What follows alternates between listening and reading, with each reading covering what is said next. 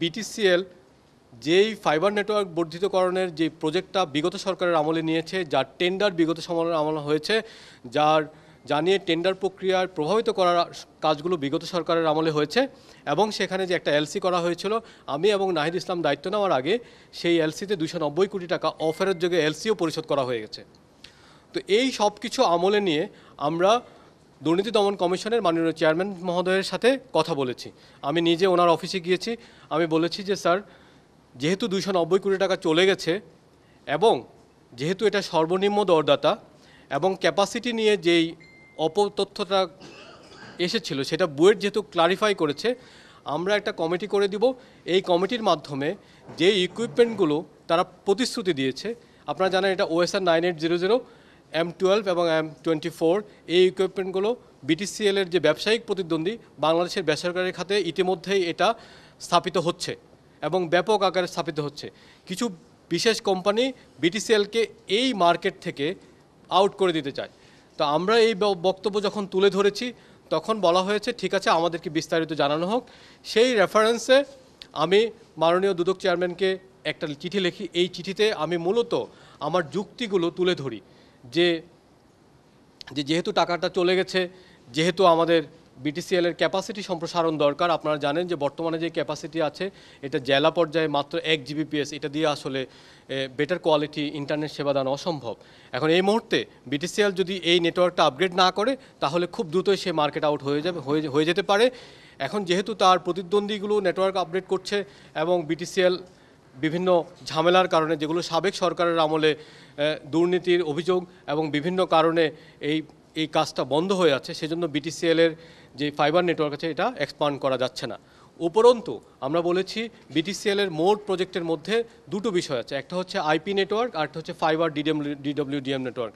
IP নেটওয়ার্কের কাজ 70 থেকে 80% অলরেডি হয়ে গেছে, কিন্তু সেই 300 কোটি টাকা আজকে কোনোই কাজে আসছে না, কারণ সেই নেটওয়ার্কের যে সার্ভারগুলো বসানো হচ্ছে সেই সার্ভারগুলো সংযোগ করার জন্য আমাদের DWDM নেটওয়ার্কটা দরকার।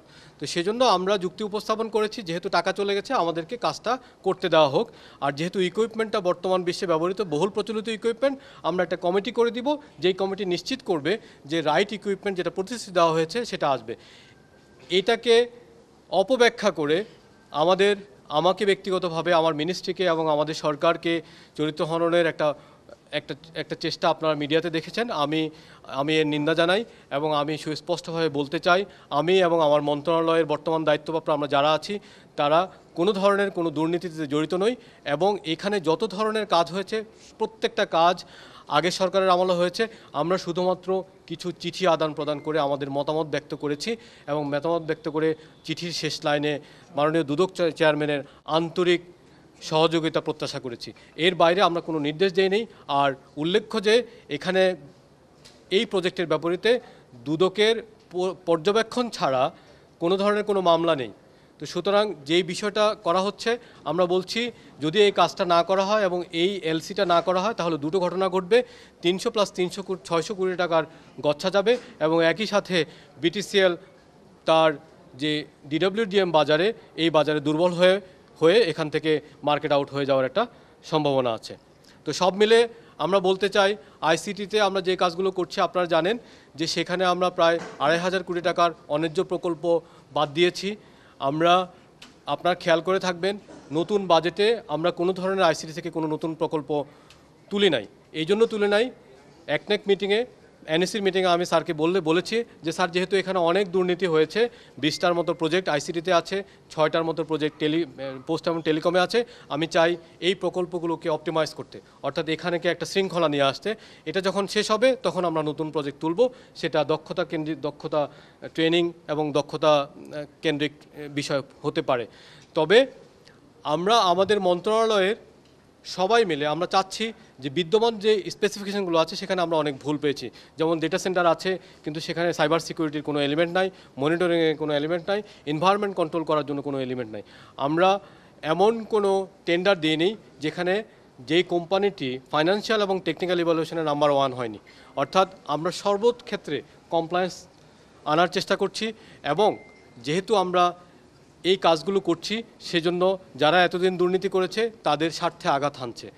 যেই কোম্পানিগুলো স্বৈরাচারের রাজনৈতিক প্রভাব ব্যবহার করে লাইসেন্স নিয়েছে, যারা সরকারি কোম্পানিগুলোর কাছে শত শত কোটি টাকা দেয় না, যারা ব্যাংকগুলোর কাছে ঋণ খেলাপি, তারা আমাদের বিরুদ্ধে অর্থ ব্যয় করে অপপ্রচারে লিপ্ত বলে আমি সন্দেহ করি। এটা সম্পূর্ণ একটা অপব্যাখ্যা। আমরা বলেছি যে নতুনরা যখন তাদের লাইসেন্স রেজিম শেষ হয়ে যাবে, কারো লাইসেন্স কেড়ে নেওয়া হবে না।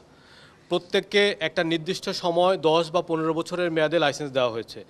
সে তার লাইসেন্স চলাকালীন মেয়াদকালীন সময়ে তাদেরকে লাইসেন্স কেড়ে নেওয়া হবে না, তাদেরকে কোনো ধরনের কোনো প্রভাব করা হবে না। যেটা হবে সেটা হচ্ছে যে যেহেতু এই লাইসেন্সগুলো আন্তর্জাতিক স্তরে আন্তর্জাতিক স্বীকৃতি নেই, নতুন লাইসেন্স ব্যবস্থা আমরা এই লাইসেন্সগুলো কন্টিনিউ করব না।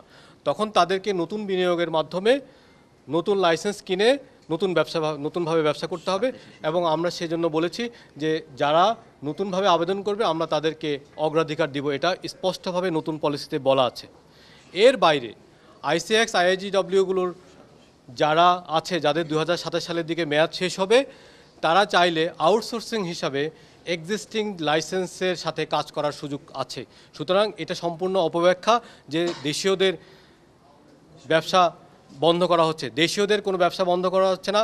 এই দেশীয়দের নাম করে একদল স্বৈরাচারের দোসর এবং মাফিয়া ব্যবসায়ী যারা সিন্ডিকেট তৈরি করছিল, যারা এই সিন্ডিকেট ভাঙতে চায় না এবং যারা এই সিন্ডিকেট ভেঙে নতুনদেরকে এই ব্যবসায় টেলিকম ব্যবসায় আসতে দিতে চায় না, তারা এই ধরনের অপতথ্য ছড়াচ্ছে বলে আমি মনে করি।